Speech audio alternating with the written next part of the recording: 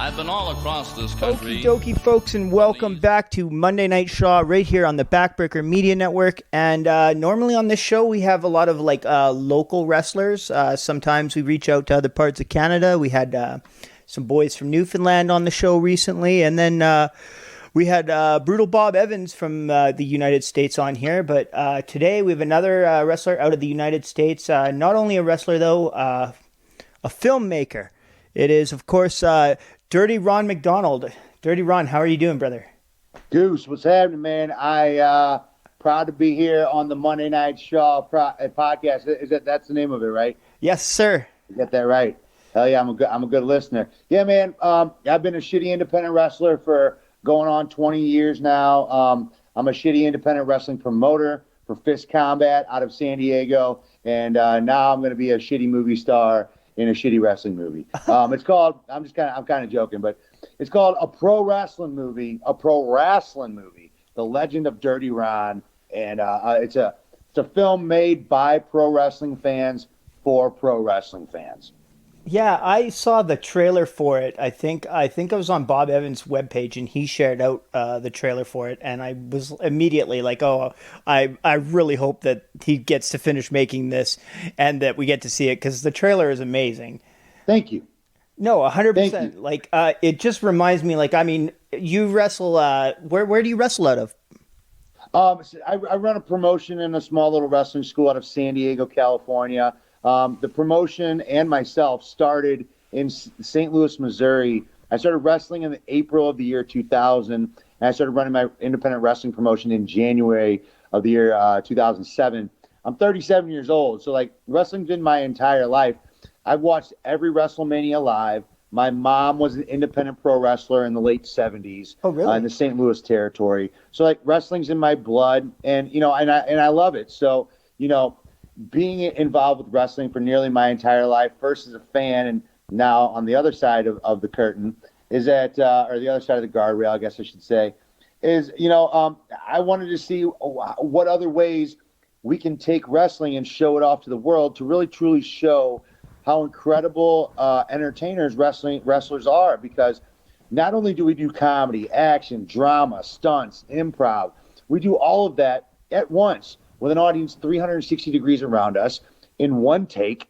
There's not a director saying cut if something doesn't go right, and all while we're not trying to get, a beer thrown on us. So, there's a lot that wrestlers have to offer and a lot that they can show with their talents outside of the ring. So it was very important to me that this Pro Rasslin Movie, The Legend of Dirty Ron, not only was a movie showing off how much I love wrestling, it was also very important to me to hire 20 current and former professional wrestlers, from Rob Van Dam to Katie Forbes, Victoria, former WWE Women's Champion, Effie, Matt Sydal, Mecca Wolf, all the way down the line to current wrestlers that are wrestling on AEW Dark. So, we've got a full spectrum of wrestlers, and I think that wrestling fans will enjoy this film. And I think non-wrestling fans will enjoy this film too.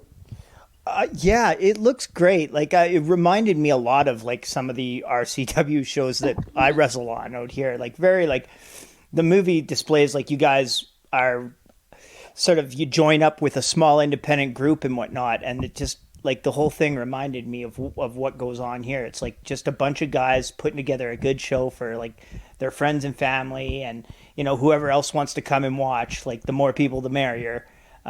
But and you had RVD there. Did you pay RVD to be in the movie, with weed? No, I paid him with actual U.S. American dollars. So where we were with the film is that we thought that my partner Pablo Romero Estevez, director, co-writer, and friend, when we started this, we had both done independent wrestling for a long time. So we were like, all we got to do is just take some cameras, some lights, set it up, and boom, we'll run a movie. How hard could it be? We had a $10,000 to $15,000 budget.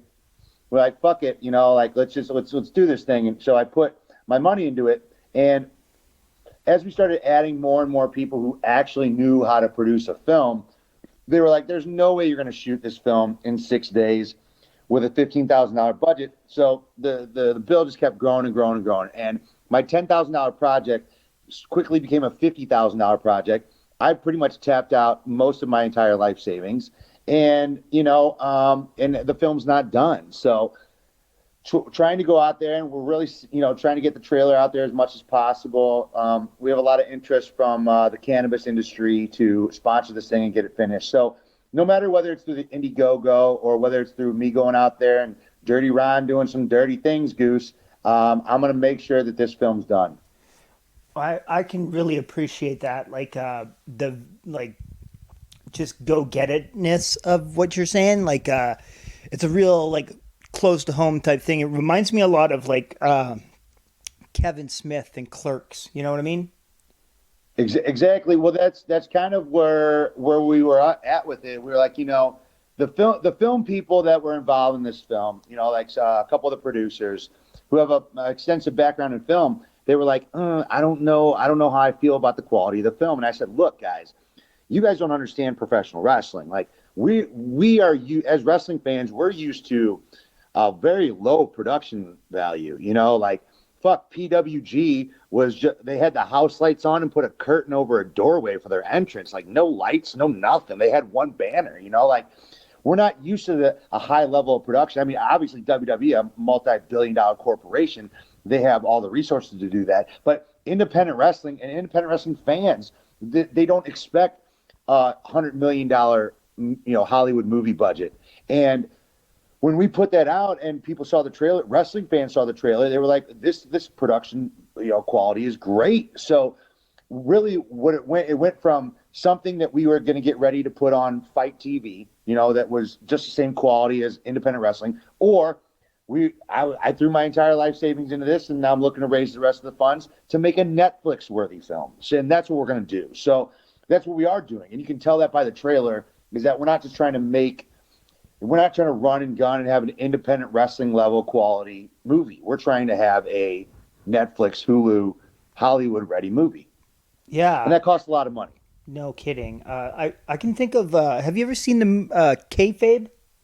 Yes. The movie Kayfabe? It was shot out in like Vancouver. I know a bunch of those wrestlers that are in that movie, and you watch that, and it's like it's really entertaining. But like you say, it's one of those things where the budget there is clearly like it's not on the screen. You know what I mean? And when I watched your trailer for your movie, I was like, oh, this actually looks like it's been shot with high definition cameras. And, they're probably doing some pretty good editing on it, playing with like color variation. And like, I'm sure there's all kinds of technical stuff that you and your film partners could get into. But like the money is on the screen there. Yeah.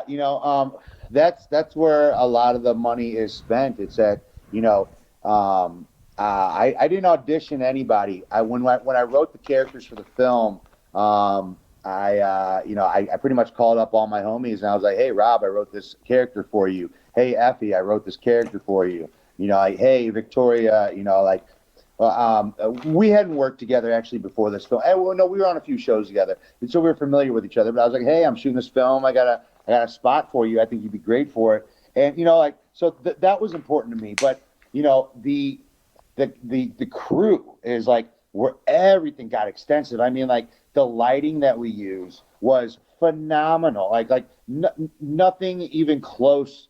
Like the best independent wrestling show I've ever been a part of, like doesn't even come close to the production value. And like just the small things you don't think of, like, when you gotta shoot reverse angles of everything and relight that. So, to film 5 minutes of film took an entire day, at some points. So, kind of coming into this thing, inexperienced, I guess, as best I can say it, and really learning on the job was quite the experience.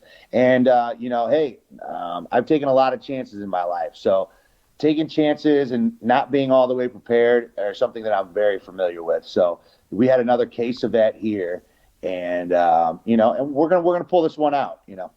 It does come to mind like a lot of times in wrestling, like. There's been times where I go into a match and it's like, okay, what are we doing now? Okay, well, I guess we're just going to have to figure it out when we get out there, Like, that sort of thing happens. Is that what your stage you're at right now with trying to crowdfund and get the rest of the movie made? Yeah. So we knew halfway through filming that with our schedule and budget that we have right now, we weren't going to finish the film. So we were like, all right, and this is while we're all, thinking on the fly, like we shot all our days consecutively the first go around. And we're like, what are we going to do here? It's like, all right, well, let's use what we got, see what we can make out of it. And, and then, hey, we're either going to, there's many angles that we went to try to fund this thing. And some of them are working. One is publicly crowdfunding, which we're doing through Indiegogo. And now that we have the trailer and we're busting that around, there's a lot of interest from the cannabis industry. Cannabis is, I don't know what the federally legal status of it is up in Canada, but like 100% legal. It's what? It's 100% legal. I can go to the store, buy myself a fucking half ounce of marijuana if I want to, and all they're going to ask me for is some ID to make sure that I'm over of age. Yeah, so with it expanding like that over here in the States as well. So, being somebody that lives in California, one of the reasons I moved to California was for medical marijuana use. And seeing the way that the cannabis industry has likened this trailer so far, we're getting it out there to them. There's a lot of interest there. So that's why I'm very confident that this thing's going to get finished. It's just a matter of coming on the podcast, whether there's 5 or 500,000 people listening, I don't care. I know I'm talking to wrestling fans because that's who I am. That's who this movie's made for wrestling fans, by wrestling fans. So all I know is I just got to keep out there, keep plugging away, keep hitting up every person I know inside wrestling, just getting them to take a look at this thing because I know that once people see it, they're gonna dig it. I hope. And if they don't, oh well. But people just need to see it. Yeah, no, I loved it when I saw it. Can you just, for anyone that hasn't seen it, can you just give us a little bit of a description on sort of like the other short outline of the plot or what people can expect from the movie? So the character I play as a legit real life independent pro wrestler is Dirty Ron MacDonald. So it's just like it's a spin, it's a spoof on the fast food icon. So when I started writing the backstory, I was like, oh, well, where did Dirty Ron come from? So basically, I was a mascot at one of the fast food restaurants because my dad is Big Ronald McDonald, right? I'm the son of the fast food mogul, basically. Okay. And I'm a fuck up. I'm doing drugs, fucking whores. I'm very unemployable. And my manager finally gets the okay from my dad to cut me off, fire me, get rid of me. Finally, he gets to get rid of me. So when he fires me, I beat the holy shit out of him. But while I'm kicking his McAss, there's a homeless guy who's watching me do this. Well, the homeless guy is played by Rob Van Dam, and he plays a former world champion wrestler. And he goes, "Hey, kid, I saw you whooping that dude's ass. Like, I could teach you how to be a wrestler, So it follows a lot of the plot of Rocky, in that Effie, who basically plays, and these are his words, not mine, he basically plays a gay Ric Flair, or a flamboyant Ric Flair, actually, more flamboyant Ric Flair. But those were his words, not mine. And he's beat everybody, and he's looking for a new challenger. So his people find out that the son of the burger guy is becoming a pro wrestler. So they're like, hey, let's give this new dipshit a chance. So Dirty Ron finds himself with his first match ever against the world heavyweight champion. That's incredible. It sounds really entertaining. Also in the movie though, so since I'm a fast food guy, my roommate, my best friend is like Burger King Jr. I live with a Jack in the Box. I live with a scam burglar. My main love interest is Wendy from Wendy's. So we get all the fast food references. It's a stoner comedy. Tommy Chong's going to be making a cameo in it. So this thing has taken a lot of aspects and you know and putting them all together. It's a stoner comedy. It's a wrestling comedy. You know, it's got some nods to the fast food world. So, you know, like we're hoping that literally anybody can watch this and find something that they enjoy about it. Yeah, like I say, if you haven't seen the trailer, definitely seek that out. We'll put a link to that in the description for the podcast here, for sure, so people can watch it. And you were telling me that Dirty Ron McDonald, that's your actual wrestling name. How long have you been working as Dirty Ron, like on the independent wrestling scene? About 4 years. I've been a wrestler. I started wrestling in April 2000, had my first match in the summer of 2001.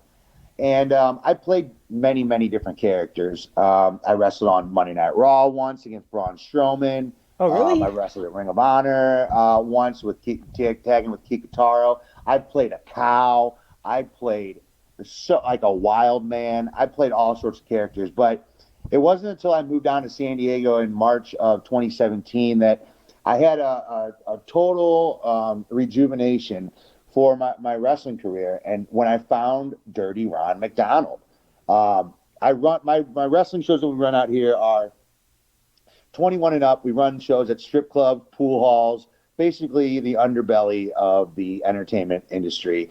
We're running all of our shows there. You know, that's what type of people we are.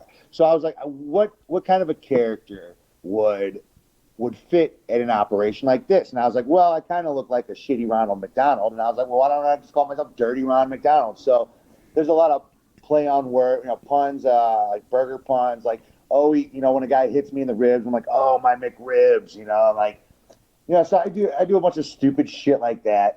And I found it to connect with people. Like, people are like, oh, this shit's dope. Like, you know, like I go out there and fucking get the crowd all hyped up, you know, like I got a couple catchphrases that people dig, you know, and like it speaks to people. So like I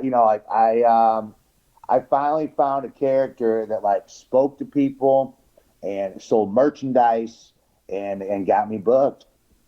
100%. I can really appreciate that because like there's a lot of people like I meet a lot of like even like guys that are like new to wrestling. Like even I'm fairly new, but there's a lot of other wrestlers that I know that like they'll come out of like Lance Storm school or whatnot, and their gimmick is their first name and their last name, and they're a good wrestler, and that's their character. And it's, I don't want to say like I don't want to bury anyone or anything.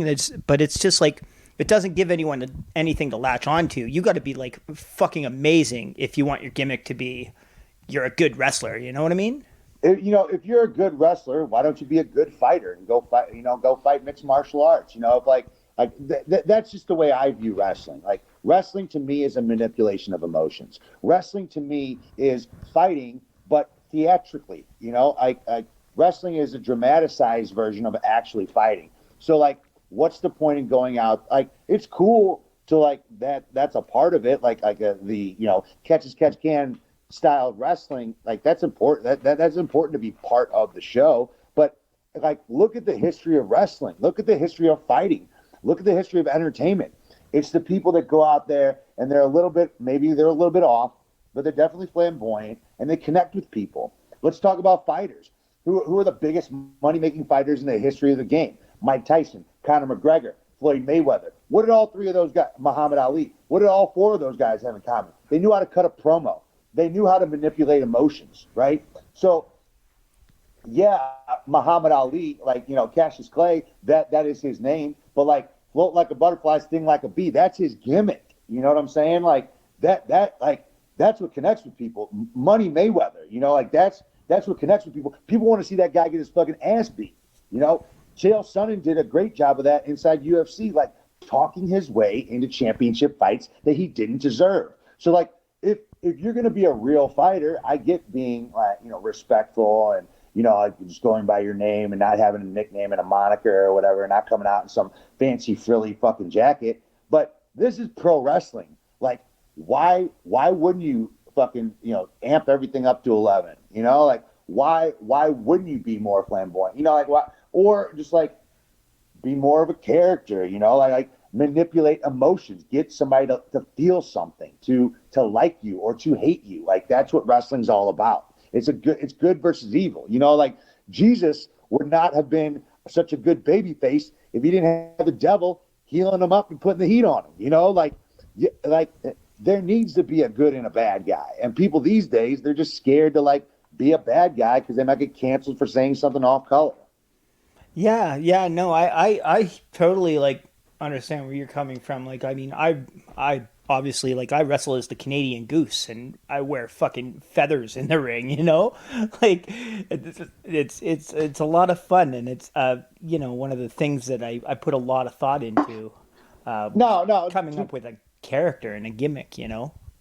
to be totally fair, you can't have a complete show with a bunch of Canadian geese on there. You know, like but you fit a role the same way that Dirty Ron fits a role. You know, like on the shows that I promote and the shows that I produce, there's a little bit of everything, just like in the film. You know, like I want my goal.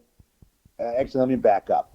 What got me inspired to run wrestling the way that I do now is every time I bring up wrestling to somebody, some regular person, you know, non-wrestling fan, they all of them say the same shit. They always say, I used to like wrestling back when blank, back when this, back when that. And I'm like, all right, well, why don't you like it now? They're like, well, because it's boring. And I'm like, all right, well, why don't I just make wrestling for people that used to like wrestling? So, you know, to connect with people like that, you know, like you got to make it, you got to give them a show that anybody can watch your show and find something that they like about it, right? The common Joe on the street, I can give them a free ticket to one of my shows and they're going to come back and buy another one. You know why? Because I put on a show for the common person to be able to go, hey, I like this wrestling because of that, because of Dirty Ron, because of Slice Boogie, because of the Lucha Daddies, because of the Straight Edge Street King Eddie Islas. You know what I'm saying? Like because of Fruit of the Doom. You know, like because of, you know, Tyrannosaurus Flex. You know, like because of like whatever, like the Wolf Zaddies. You know what I'm saying? Like because of characters, because of somebody that connected with you, somebody that manipulated your emotions enough to connect with you in a way that you'll never forget. I think that's 100% like what it's all about for sure. Just talking about being a promoter, like I know I've had a couple of other promoters on the show here. I had a fella from Newfoundland, and I've had, of course, Squig, the fella that I wrestle for, and I've had, you know, a couple of other promoters. And promoting is like a very stressful job that has a lot of responsibility. Can you talk about how you cope with that and whatnot? It's a thankless job. You're always wrong. You're always an asshole. You're always the bad guy. You know, like, let me give you, for instance, we watched, what were we watching? We were watching, my wife and I were watching Ready to Rumble. Okay. And the promoter in that movie in Ready to Rumble is like supposed to be the bad guy. Right. And I'm like, I'm watching the movie and I'm like, how is this guy a bad guy? He's got this fat, out-of-shape champion who doesn't want to drop the title. This guy's trying to put on a fucking show and get everybody paid, and he's an asshole for that? Like, what? You know, like, the whole movie's ass backwards, if you ask me. That fat, out-of-shape Jimmy the King or whatever should have fucking got his fat ass off the fucking championship role, gave it to somebody who could have been worth a shit as a champion, and maybe they wouldn't fucking have to have some fucking ass backwards bumfuck idiot as their fucking champ. You know what I'm saying? Like, the promoter's the good guy there, you know? Like, so asking me about promoting, it's like, hey, man, these guys, okay, so not only do I wrestle on my own shows, right? My wife makes the flyers. I produce and do the voiceovers for our weekly episodes of Get Fisted TV. My wife and I physically hang up posters. You know what I'm saying? We personally invite and direct message our fans, you know, hey, are you coming to this show? You know what I'm saying? Like, oh, yeah. Hey, did you see this week's episode of Get Fisted TV? You know, like, we put out a weekly newsletter. And when I say we, it's her and I. You know, I've just taken on adding another guy to our crew who actually, like, does shit and helps produce. And so, like, our production level has jumped up even higher since adding him to the crew. So, you know, like, it's a thankless job. And the worst part about it is, at the end of the day, when you put all this time, all this energy, and then wrestled on the show, sometimes literally bleeding, blood, sweat, and tears, and then you're losing money at the end of the day. So not only did I not get paid like every wrestler that was on the show, I paid money to be here and do all this shit and work 100 times as many hours as the guy that came in and worked a 20-minute match. Now, am I bitter? No, I know what I signed up for. I fucking love it, because there are those days where you take a big fat chunk of change home, but that's not what it's for. Promoting, to me, the gift that promoting gives to me is to be able to create a show for an audience that didn't know they liked wrestling, is to be able to create new fans, is to be able to make lasting memories. Some guy told me today, it's on my Instagram story right now. He said, "Oh, when my kids, there's a revolution going on in San Diego right now. When my kids play with their action figures, Doink the Clown isn't Doink the Clown. It's Dirty Ron McDonald." And I was like, Dan, that is the coolest fucking thing I'm gonna read all week. Like, thank you so much for sharing that. And it's making lasting memories like that are important to me. It's like somebody that sees me walking down the street and like, "Oh shit, you're Dirty Ron McDonald. I was there that time you jumped off that fucking thing and threw that guy through a flaming table or some shit." Like, you know what I'm saying? Like, that is the most amazing shit ever. And that'll never get lost on me. I don't care if I make 100 movies. If anybody ever was inspired by anything I ever did or created, then fucking that there is no monetary value I can put on that. There is no other thing that can equate to that. Making lasting memories and entertaining people is the most rewarding thing ever. So I love promoting and I love performing. Solid. Do you think that your experience as a promoter and whatnot has helped you in the making of the film? Without a doubt, man. Like, oh, let me tell you, the first show I put on, I was 24 years old in January 2007. I was the most fucking, like, oh man, I was a fucking prick. Nobody wanted to be around me. I was the worst person to be around because I didn't know how to get people to do what I needed them to do without, okay, let me put it this way. I learned everything the hard way. I learned from all my mistakes, but that's fine. You can learn from your mistakes. It's okay to make mistakes. It's okay to fail, right? It's okay, but you look at your failures and you learn from them. Yeah. Did we make this film and we go way over budget? Absolutely. Are we going to finish this thing? Goddamn right. But that's because, yeah, I failed the first time I did it, but it's not a failure until you quit. And I ain't going to ever quit. So what did promoting do to get me to learn on this movie? Starting from day one, starting from 14 years ago, the first Fist Combat show I ran, to today, every relationship that I've made, every person that I've worked with, every time that I've made a mistake and learned from that, like, that got me ready for this. That got me ready for that big letdown when I didn't get that film done the first time, the first way that I planned. And that's fine. Nobody's first plan ever works. It's the one that works, and you're going to have to keep plugging away. You're going to have to quit saying shit like, "I did the best that I can," because if it didn't get completed, well, then it ain't fucking over. So, what did promoting do to get me ready for this wrestling trip, Pro Rasslin Movie? It got me ready to accept failure and to accept, my mistakes, but never accept defeat. So everything that I've done up until this point has gotten me ready for this. I believe that every relationship that I've made, every impression that I made on every cast and crew member that believed in this so much that they put their time and their energy, whether they were getting paid their normal rate or not, that just wasn't any sort of truth right there. They weren't. Like, people came together on this project for something that Paolo and I created. So, being able to work with people and being able to manage people and manage my own insecurities, faults, and failures, that's an ongoing not struggle. That's an ongoing project, and I'm learning from it every day. Yeah, I think that's like a thing for everyone. Like, that's just like good advice in general is keep pushing away at it. Don't give up, you know?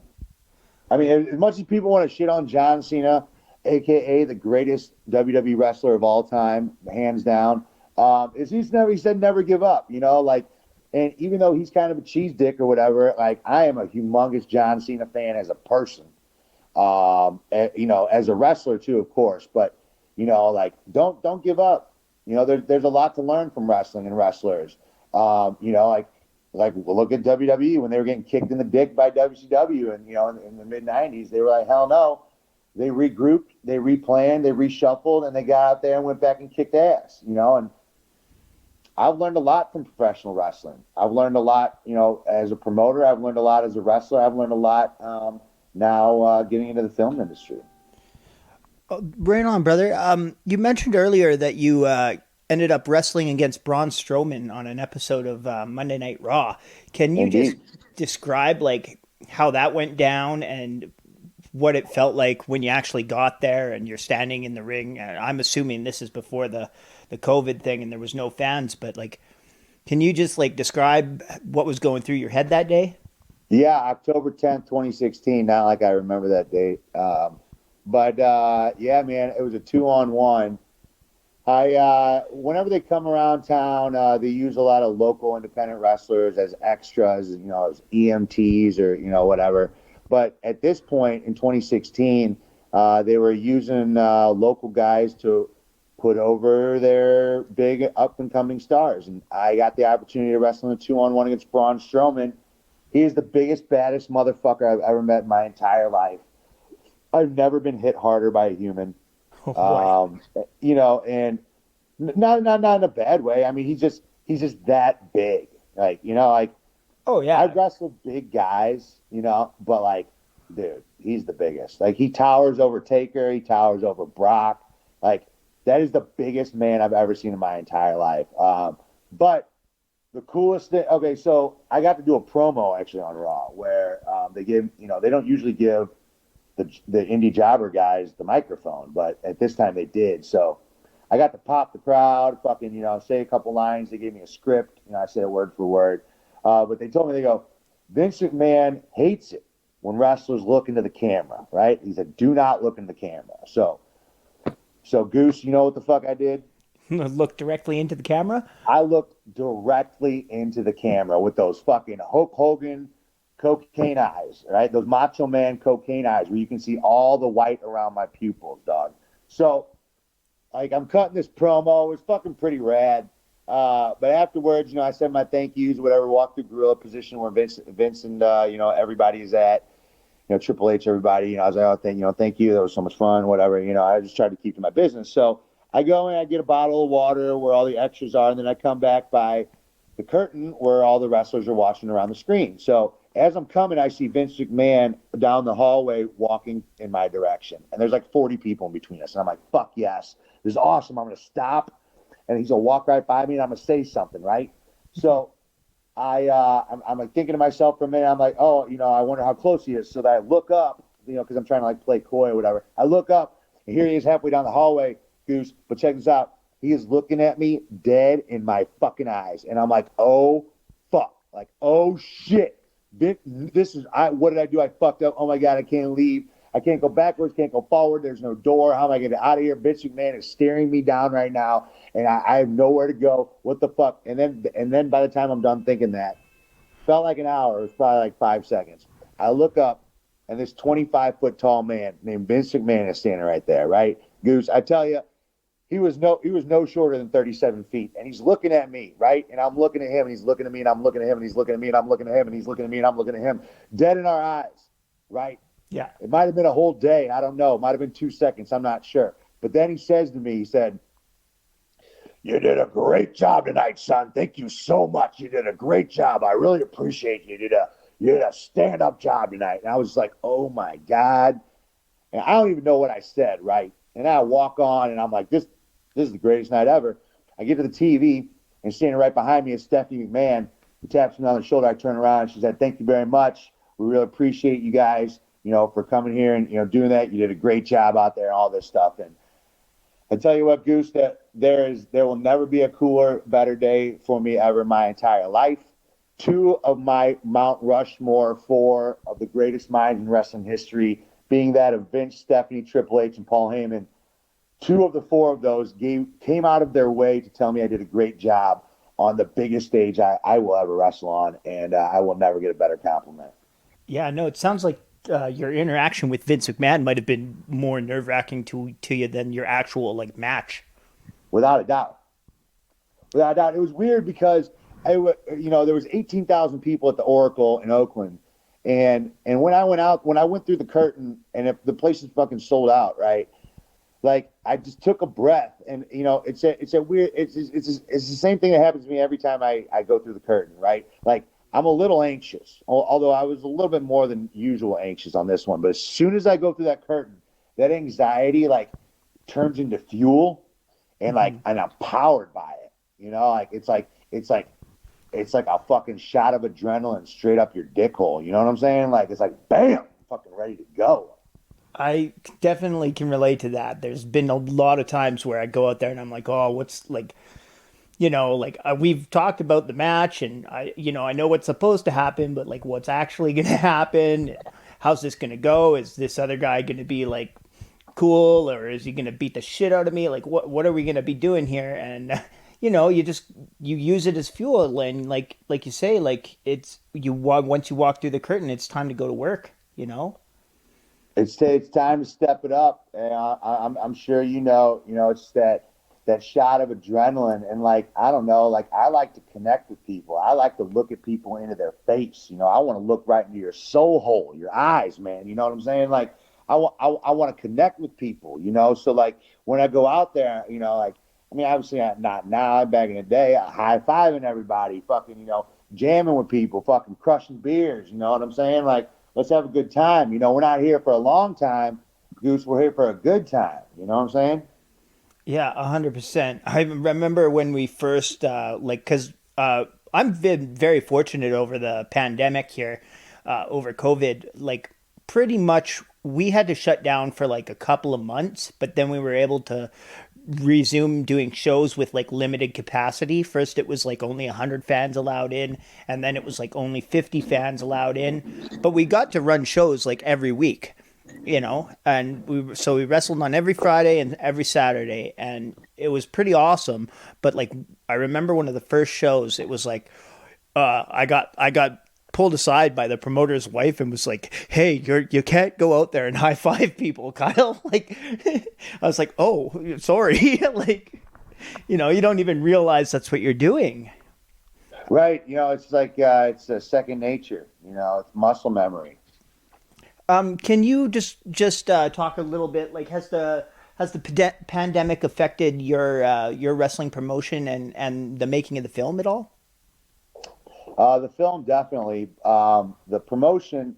So we were the first company in the United States, I know for sure, to run a live wrestling show with a live audience after the pandemic. It was on May 16th. We did a drive-in wrestling show where people pulled up, tuned into the radio station because we had one of those like transistor things or whatever, and it shot out the commentary, so you could hear the commentary over your radio while you watched wrestling from your car.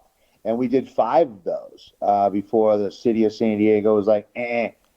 So we've been finding innovative ways to do shows, even though like live entertainment's been shut down in California. We've still kind of been doing our small little underground thing. I don't know. I guess we're kind of rebels in that sense, but it did kind of fuck up our filming as far as like when we were going to come around and shoot the rest of this film. But when we hit the hiccups with the funding, where we're at right now, so we have the Indiegogo out there. We hit the hiccups, and then we were like, all right, well, perfect timing. So, now we got to raise the rest of these funds, get out there, finish the film, and then take it all around the country, showing it off. Right on, brother. I just was wondering, like, you must have had to buy a lot of like lights and cameras and that kind of stuff to make the film. Have you been able to like also use that for your wrestling shows? No, so, this was one of the benefits of getting very experienced crew members on board with this film is that they come with their own stuff. Is that when I'm paying these big dollars for for some legit Hollywood type lighting guys, director of photography, assistant directors, and those type of roles. There's a standard of professionalism that comes with that, and equipment. So like using those guys and not having our own studio really came in handy because they came with everything. So it was all inclusive price, but that's why we went from a $10,000 project to now it's going to be $100,000 project. And that's where a lot of that money goes. Is equipment, crew, is time of like Hollywood professionals. That we basically shot 6 days and came up with that 3-minute trailer. Like there's a lot more. Like we're about halfway done with the movie, but we only have 3 minutes of a story right now. So yeah, it takes a lot, and coming in here inexperienced, myself and Pablo, in making a film of this quality and this magnitude. We're experiencing growing pains, but we're getting through them. We have a very positive outlook on this. We've had a lot of interest from the cannabis industry since our trailer's been out. So, I'm very confident that we're going to finish this thing, get it out, and then take it out. You're not going to be able to stream it. You're not going to be able to see it in theaters. Like, we are going to take it from town to town to town and showing the movie off. Some of the stars of the film, some of the comedians, they'll be coming with me, and we'll be taking this thing on tour. Oh, okay. Yeah, that's interesting. That again reminds me of the Kevin Smith. Some of my friends went to watch the Jay and Silent Bob rebooted thing when it came to town here, and like you go there and you watch the movie, and then afterwards, like Kevin Smith did like a podcast or a big Q&A session, and so that's the sort of thing that you guys are going to be doing, like a traveling roadshow type thing. Absolutely. Kevin Smith was an inspiration in many ways. That being one of them.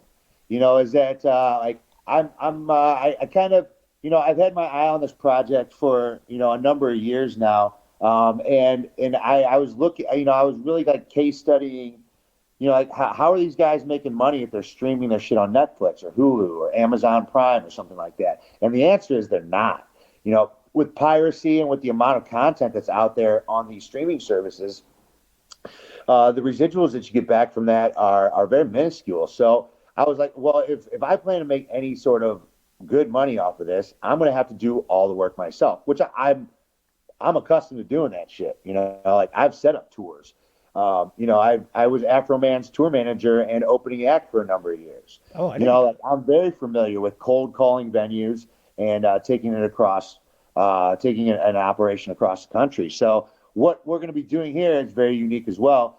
We'll be teaming up with independent wrestling promotions all over the country to co-promote events and screenings for this film. So, like when we go to St. Louis, there's a number of wrestling promotions I work with out there. That's my hometown. Like we'll be working with them to show the film. Like hope maybe if we come up your neck of the woods up there up in Canada, like we could work with you guys to screen the film up there. Is that this movie is for wrestling fans by wrestling fans. I know I've said that a couple times, Yeah. but that's what it is. Like we are going to tap into the veins of independent wrestling promotions all around the country to come out and give them another opportunity to entertain their fans with pro wrestling content.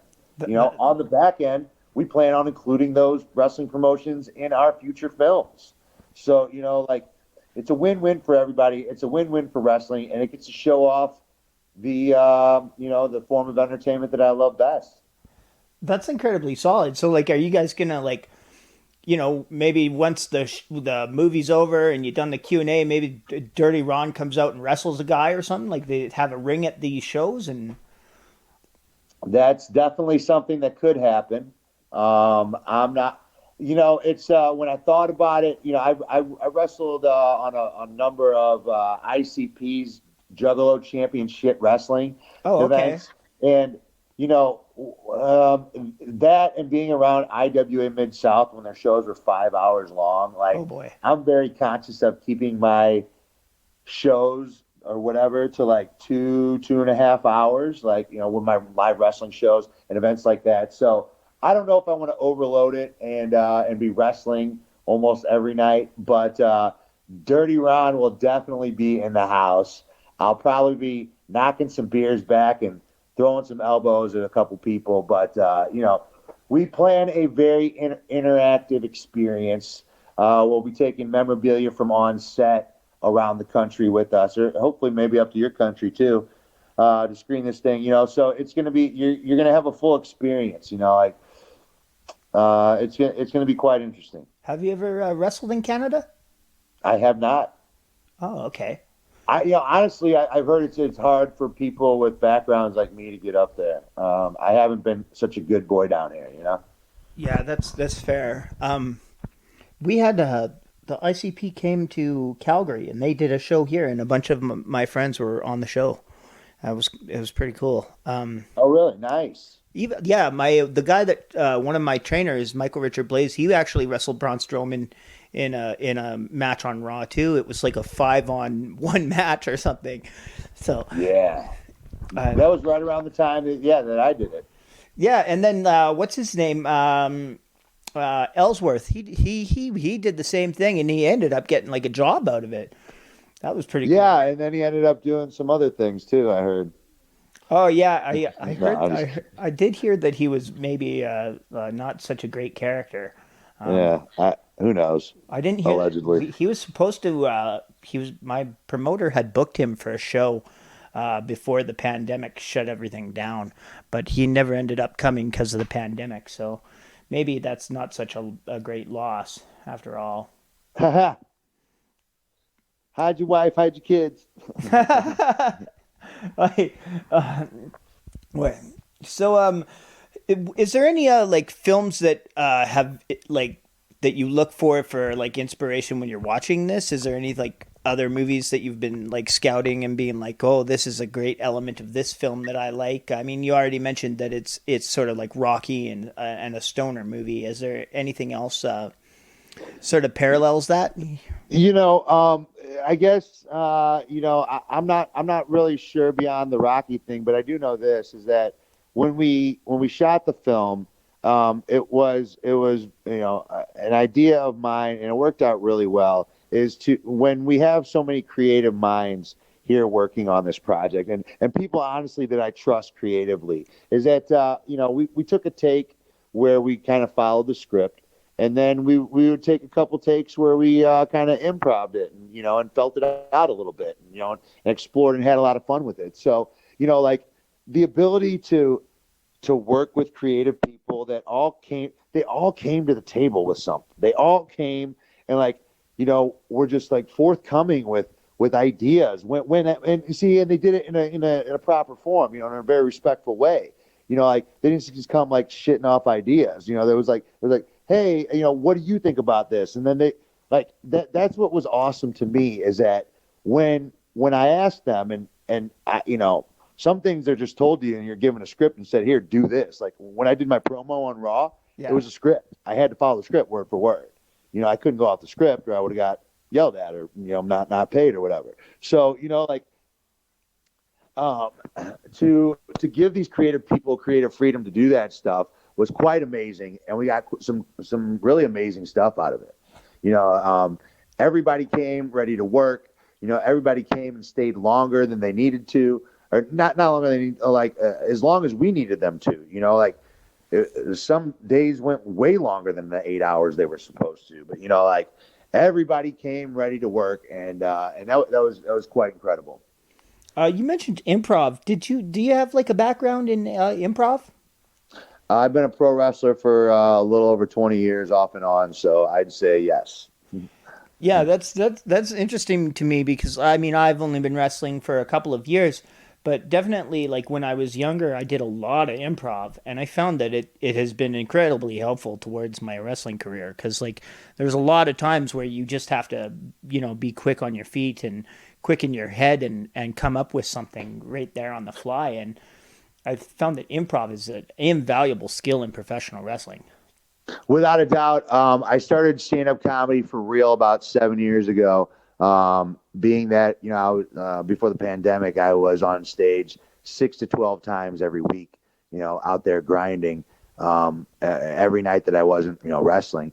So, building your skills and adding more skills as you become a better entertainer, like from all aspects. My cousin and I had a comedy rock duo similar to Tenacious D that we took on the road for a hot minute, so I've just been adding all different aspects of entertainment to my repertoire for decades now.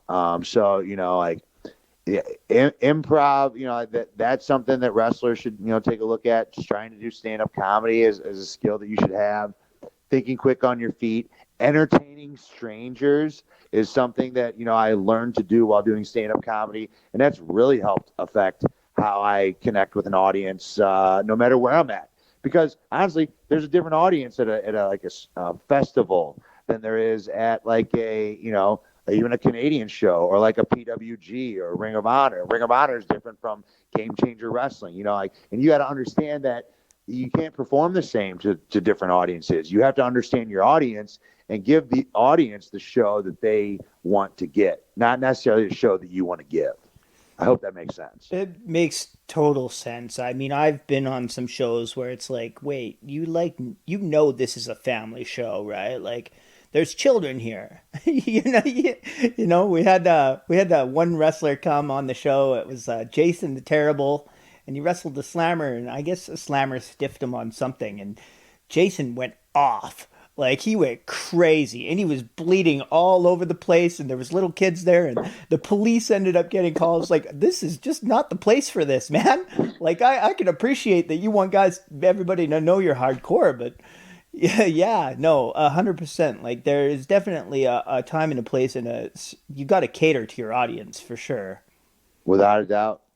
You have to understand your audience, and sometimes, and that's why it's very important to do some research on your audience before you're there, whether you've wrestled in that town before or whether you're the third match. Then you can watch 2 matches and see how they're reacting to stuff, and then be able to call things differently. It's like it's all about connecting with the audience, whether it's in a film, whether it's on stage doing rock music, or in a wrestling ring performing with a Shakespearean audience 360 degrees around you. You got to understand your audience. So, that's the only way you're going to ever evolve as an entertainer. 100%. We've been breezing by here, and we are sort of coming up on the hour. So but I've got one more question to you because you asked, you mentioned earlier that you were in a band, a comedy band, and that you were doing some work with Afro Man. I'm just wondering, is that going to be supplying any of the soundtrack for your movie? Like, who are some of the musical acts that we can expect to hear over top of the film? So I've been working with a lot of San Diego musicians. I'm sure I'll be hitting up some St. Louis musicians too before the film's done. But we've got some great songs by some independent artists out here. I know my boy Sloat Dixon is a rapper. Black Hesher, another rapper. We got a couple songs from them. My buddy Roland's band, the Yucks. They're like a metal band. We got some songs from them.